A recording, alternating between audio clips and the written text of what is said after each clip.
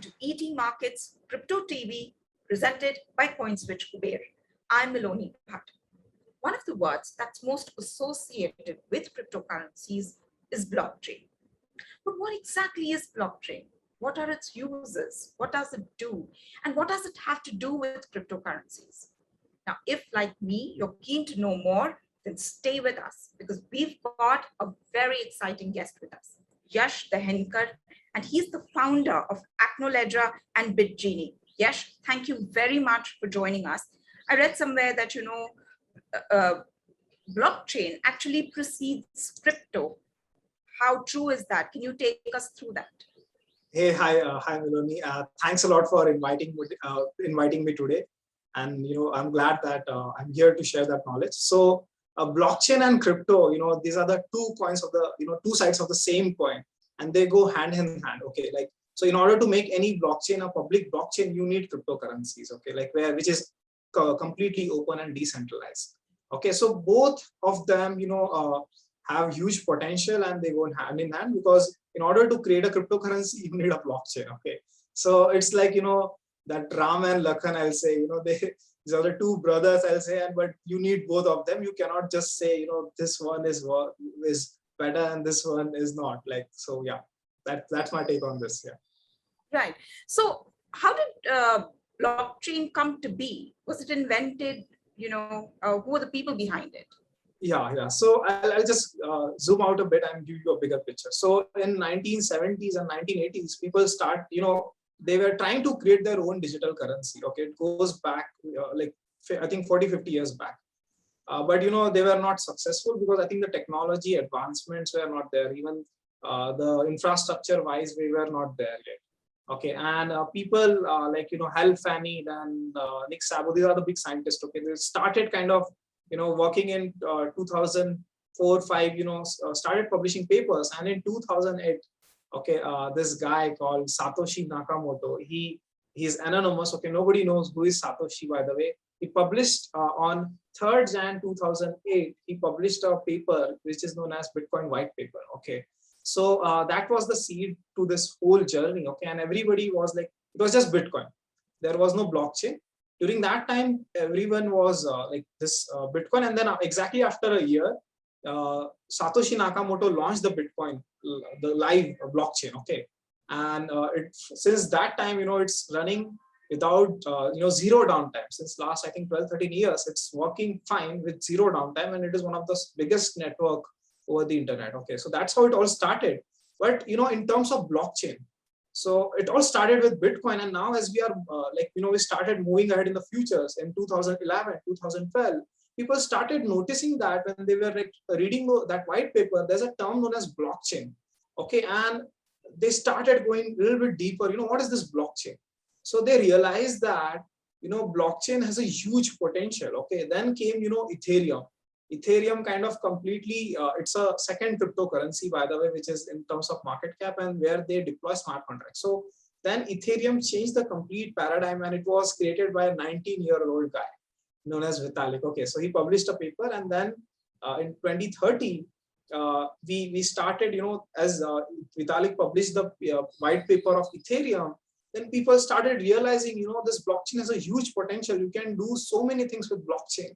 And that's how the blockchain started taking off. And after 2015 and then 2016, a lot of new projects they came, and we realized there's also enterprise blockchain today, which we can be integrated in supply chain and every other aspect, like even automobile industry, telecom industry, and it has a potential in almost every single industry, like the way we use artificial intelligence. So that's how whole the story started with Bitcoin white paper.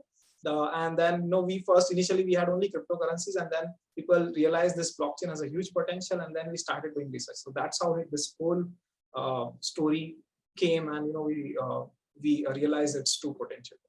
So Yash, please tell us what exactly is blockchain and what is the connect with crypto? Yeah, so blockchain is nothing. It's a decentralized database that distributes the trust over the internet. Okay, so what I mean by distributing the trust is, say, imagine like today, when you are buying, selling any asset, let's say, you are ordering something from Amazon or Flipkart. So you're ordering from a third party, like, you don't know that person, whatever the goods you're buying, but Amazon acts as an intermediary. Like, it acts like a gateway to this buying and selling process. A So middleman. they have too much of power. Yeah. So basically they ensure that there's a trust between the buyer and seller. And that's what they create a lot of value, and that's why they make money. So in the Web 2.0 or the old internet that we use today, the problem is that we cannot distribute the trust. It's the old internet is all about sharing data. But with this new internet, okay, through using this blockchain, what we are essentially doing is we are distributing the trust. So say, imagine like this process, if it is done on a blockchain, what will happen is, say, Miloni, you're a seller, I'm a buyer. Now, you are selling the good.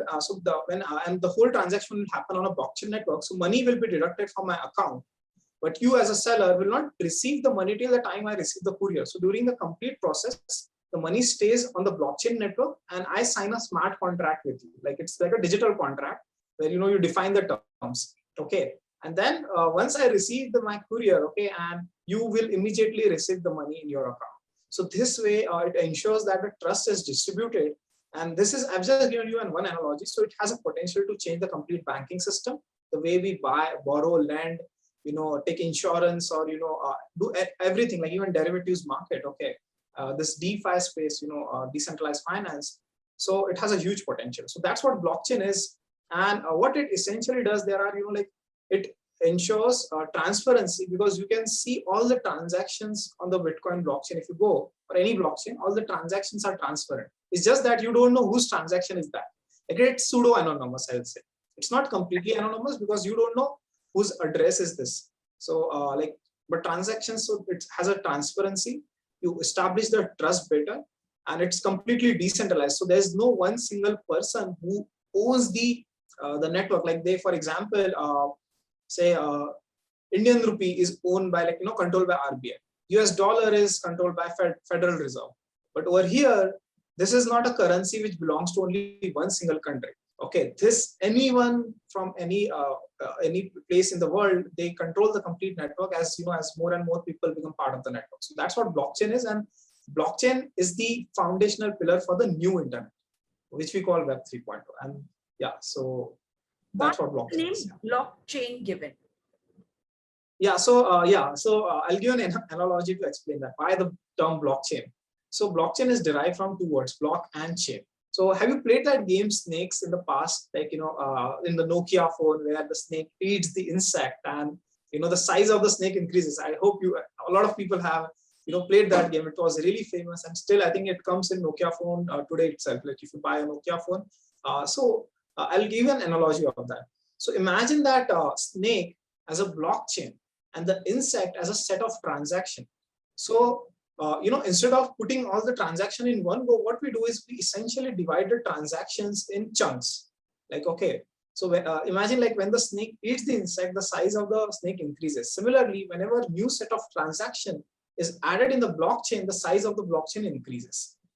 But the only difference between that game Snakes and the real blockchain is the length of that snake is only restricted to that screen. But over here, the length of the blockchain can be infinite. And that's why that name has came, because we we divide the transactions that happen in those blocks, and that's how we keep adding them. Yeah. So yeah, that's why that's how the term came, blockchain. Yeah. That's very, very fascinating. But yeah, what are the features? You explained to us that it is transparent. Can you unpack that a little bit for us? Yeah. So yeah. Got it. So transparency, like, say, if you do any transaction in a bank today, nothing is transparent. Who is taking what, or like, there's no. But don't know, like, who. Yeah, but you only know your person. What's happening?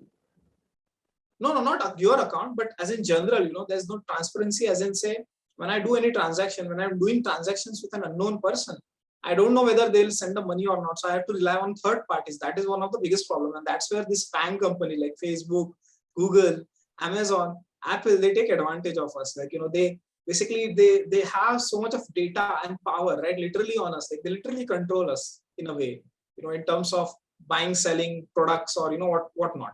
So through this blockchain, what happens is, say, I'm sending, say, let's take an example of a Bitcoin blockchain. I'll just keep an example of Bitcoin blockchain. So when I am sending one Bitcoin to you, Miloni, which is worth around $44,000 today. Yeah. So, Please send it, so Yash. yeah. So now what's happening is when I send this transaction, so this transaction immediately gets mapped on a blockchain network and over a block number, okay, and which is visible to everyone. But it's just that the address of my wallet and your wallet, people don't know that whose wallet is that. Okay, so that way you can track the transaction and see all the transactions that are happening on the network, and that's why it's more transparent. It's just that it's pseudo anonymous. I'll say it's not completely anonymous, like it's partially anonymous. So you can track all the transactions that are happening on the blockchain network, which is open to everyone, and which creates a trust in itself, because I know when someone is sending the money, I can directly check on the network. And this helps in a lot of when companies they collaborate, like say when you are managing a supply chain, okay, when there are say 15-20 stakeholders, each supplier is giving every product, so you can easily track every single product over the blockchain network because all the transactions are transparent.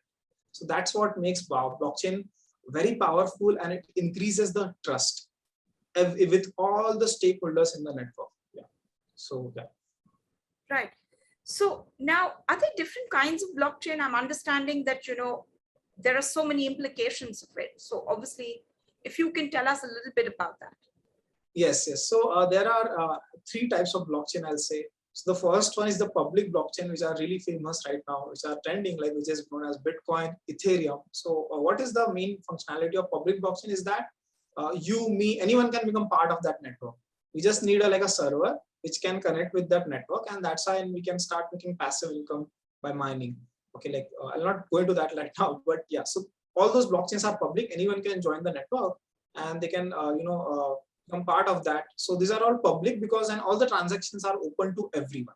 So these are known as public blockchains, and there are private blockchains. Say for example, say banks. So there are say 5 banks, and there or say 10 banks.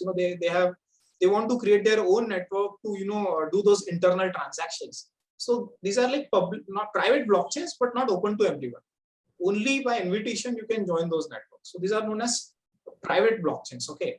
And the third category is like say hybrid blockchains, where there's some part of the network is open to public, and the rest of the part is private. Like say for example banks, like say there's a fundraise going, or like everyone is going say this COVID relief. Okay, so COVID relief fund is there. Like I will give an example. So all the transactions that are coming are open to public. Okay, which money is flowing. We keep it on the public blockchain, but how the money is like going out and like some internal transactions, like we keep it private blockchain. So that way we can have like based on how we want to design the process, we can do that in the hybrid blockchain network. Like even in supply chain, because there are say some sensitive data which you don't want to share with everyone in the network. Okay, like some trade secrets. So that's where you need that private blockchain, and you can design that hybrid blockchain. So there are 3 types. I'm again repeating. First is the public blockchain like Bitcoin and Ethereum blockchain, which is open to everyone. The second is the private blockchain, which is mostly used by enterprises, like and the third is the hybrid, where you use the combination of the public and the private based on the application that you are building. So yeah. So can anyone create a blockchain? Yeah, anyone can create a blockchain. But the problem is, here comes the tricky part. Creating a blockchain is not that easy. It takes years to build that infrastructure and everything. Okay. So for that, we have something really interesting, and that is known as smart contracts. Okay. So instead of creating a blockchain from the scratch, you can just write a smart contract on a blockchain like Ethereum and enjoy all the functionality and features of a blockchain. Okay, so that is the coolest part about the smart contracts.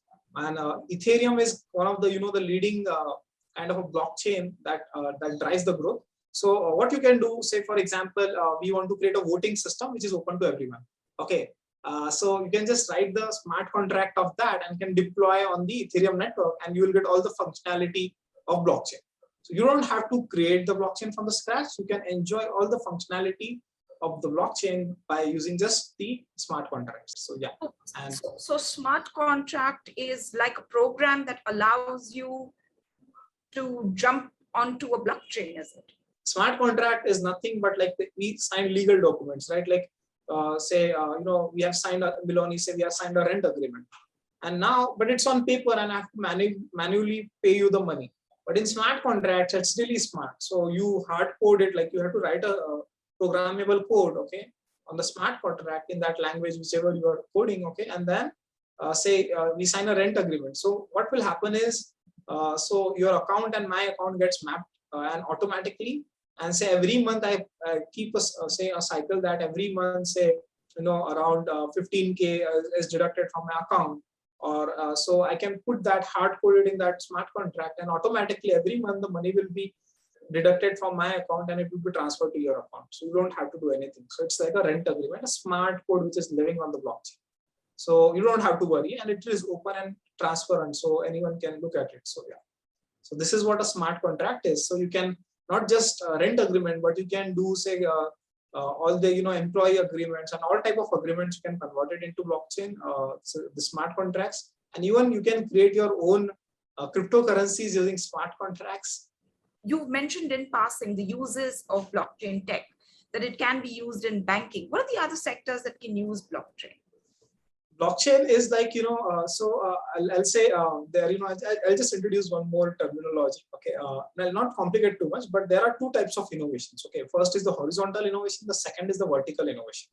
So horizontal innovations are like innovations that can be, applied to almost every industry, like internet. Okay, internet can be used from real estate to telecom to, even automotive. Like it can be used anywhere, right? Here we are using it today. And similarly, artificial intelligence is also a horizontal innovation. But there's, one innovation type of innovation is like a vertical innovation, which is only restricted to that particular industry, like say genomics. So whatever the innovation that is happening in genomics, you cannot use in real estate because that is only restricted to the genomic space. But this blockchain, okay, so this blockchain is this new horizontal, which is not explored yet, where it can be used in almost every single industry. Okay, so I'll give an example. So for this banking, I told you, like, this decentralized finance. Okay, finance is there, but this is a new internet. Like, we are building this decentralized finance, like a blockchain like a bank that lives on a blockchain network. So where you can do borrowing, lending, insurance, derivatives, for even forex and whatnot. And then from even healthcare, you can build application where which are transparent, how the money flowing, how the medicines are coming. Supply chain is there, and even like one of the really interesting use cases, like managing the NFTs. NFTs are kind of something really interesting that is happening. Like we get those certificates today, okay, which are right now like on a paper or a PDF file. Okay, like let's take an example, like we are getting this vaccine certificates which are editable, okay, which is like crazy. So people like so it can be bugged. But if we issue a NFT based certificate, NFT is like a non-fungible token which is created on the top of blockchain. Okay, so it's not editable or cannot be like transferred to anyone. So you own that certificate. Okay, so and certification based NFTs. So NFTs are something that can be used and applied to almost every single industry, but I'll not go into that NFT, like what exactly it is. So from supply chain and banking, finance is something which is right now hitting up, and people are working on almost every single use case in the industry. Even telecom, like say today we have this IST calls, like international calls. So that settlement of that happens on a blockchain. So yeah, there are a lot of many use cases. I've mentioned just few of them. Yeah. So Yash, people invest in cryptocurrencies, but can we invest in blockchains? No, so when you are basically buying the cryptocurrency, you are actually investing in the blockchain itself. Right. Because what you are essentially doing is you are supporting that network. So when you buy, like say, let's take example of Ethereum blockchain, or when you buy a cryptocurrency of that blockchain, okay, like you are actually supporting that ecosystem. So you cannot, like, because there's no way you can also invest in a blockchain by, like, say, if there's any company which is like a startup, okay, or a private company, and they have their own private blockchain. It's not a public blockchain. Then you are actually buying a stake, and then whatever the blockchain they own or IP they own, you are becoming part of that network. But when you are actually buying a cryptocurrency, you are buying nothing, but you are becoming part of that blockchain and you are supporting that blockchain. So you're saying the private blockchains, because you said that there are hybrid blockchains, there are public blockchains, and then there are private blockchains, right? Yeah. So one can be part of a private blockchain when it comes to investment. But you can be. But otherwise, when you invest in cryptocurrencies, you any which way become part of the blockchain universe. Exactly. Right. Is blockchain then a bigger deal than cryptocurrencies? Because obviously, from what I understand, from what you're telling me, it is something that underpins, or cryptocurrencies then hinge on blockchains. Yeah, so it's not a fight, I'll say, as I told you in the beginning, the blockchain and crypto, these are the two sides of the same coin. You cannot, a lot of people who don't understand blockchain, they'll tell you, you can bifurcate both of them and can work it. But, let me be honest with you. So it's hard to do that. And when you can only realize the potential of each thing when you use them together. Okay. And so they go hand in hand.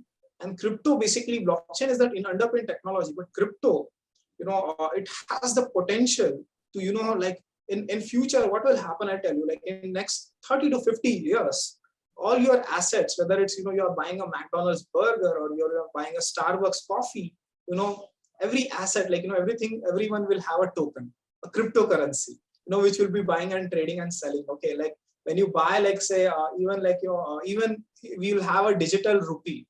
Okay. Like China already launched their digital yuan.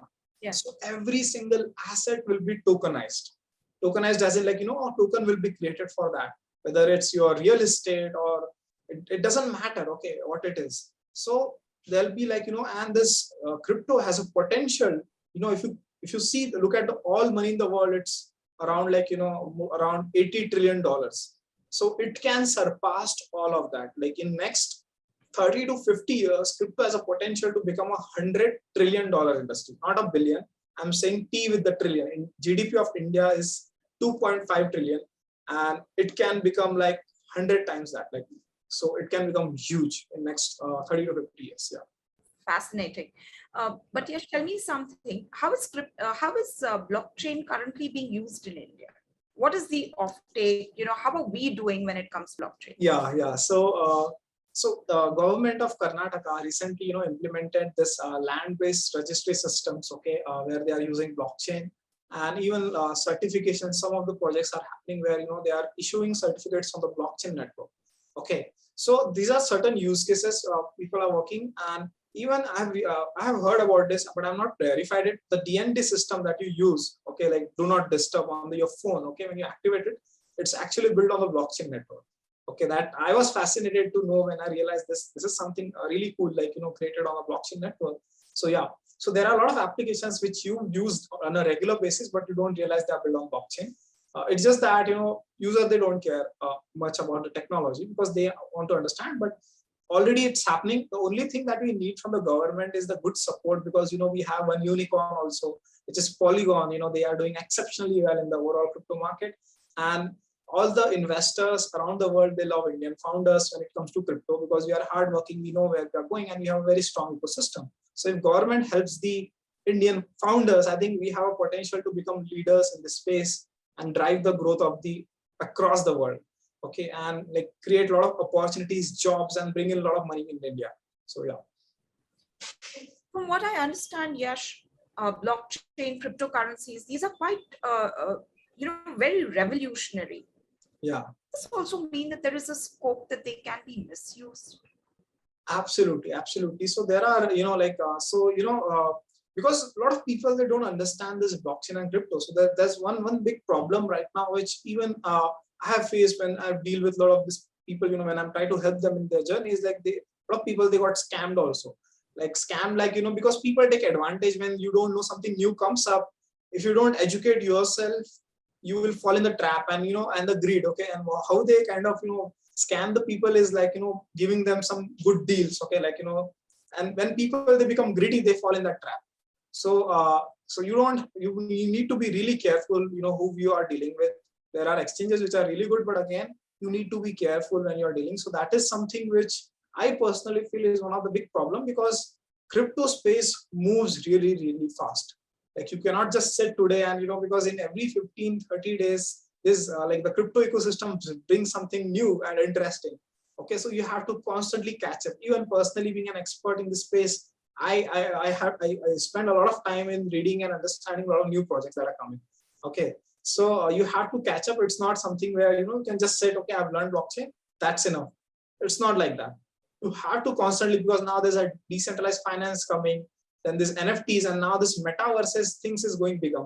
I've just used that term because I just want to tell people that how things move in the crypto. They move really, really fast. So the scammers, I think scam is something which is kind of a little bit challenging, which I personally think can become a big problem if we don't educate people around it. Yeah. So then, do you have any advice for people? What should they do, in case if they think, oh, wow, this is a really good deal? And because we hear so much about crypto, so much about blockchain, and it's very easy for anyone to get attracted to it. Yeah, absolutely. So crypto is a good, so go on when you buy and sell this exchanges, go on the good exchanges that, we have in India, really good, amazing exchanges, which are trustworthy. So do transactions where you trust the people or the person, but even be careful. Like you have to do your own research. There's a term in crypto we use, we known as DYOR, which is do your own research. So whenever you buy and sell, you have to spend some time before, buying and selling. So if you do that, just, and it's very easy. One last thing is, what is the biggest myth people have about blockchains, and which one would you like to bust? So biggest myth, I'll say, people, they, try to get a lot of confusion about this blockchain and crypto. Okay, so that is like one of the biggest myth, it is used for a lot of wrong reasons. It's not like that. They are the most transparent systems, okay? Because a lot of people, it's a little bit complicated, to explain what blockchain is to the people. And that's where, it becomes one of the really biggest challenge. It's one of the big challenge of this complete space. And the myth is like, if you ban cryptocurrencies, you are like, but you can still use blockchain. So that is, to some extent, it's true, but it's some myth. As I told you, that you cannot unleash the potential, because if you're just using a blockchain, just a blockchain, you're not using any cryptocurrency around it, you are making it a private blockchain, which is not open to anyone. Okay, so this is one problem which can, but when you kind of organize it with a crypto, it becomes a public and transparent. So this is one myth, like a lot of people, they don't understand like the difference between the two technologies and how they go hand in hand. But again, like, so the true potential cannot be unlocked if they don't, you don't use them together. Yeah.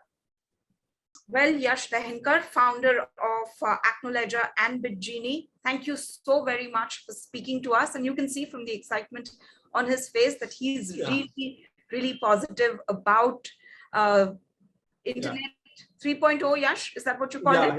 Yeah. And 3.0 and the Internet, yes. Yeah. And also kind of, I just want to add, like, the closing point is that this technology, it has a huge potential, widely misunderstood. A lot of people, they don't spend enough time to understand it. They just, read overview and they think they have understood. Personally, it took me at least 2 years to understand how Bitcoin blockchain works in a detail. Okay, so it's not easy, guys. So you have to spend time, invest your time, but again, it will give you exponential returns. Okay, because the future, the next 20-30 years belongs to this space, and it's just getting started. It's like, in getting into the internet during the early days of the internet. You are in the 1990s of the new internet. Okay, so there are, the next Amazon, Google, and Facebook is coming from this space, and it's just getting started. So you have a huge opportunity. So don't keep your eyes closed. Like, look at the opportunity, take a leap of faith, and just start investing your time. Around it. Yes. So yeah. Wow, Yash, thank you so much. That was really, really insightful.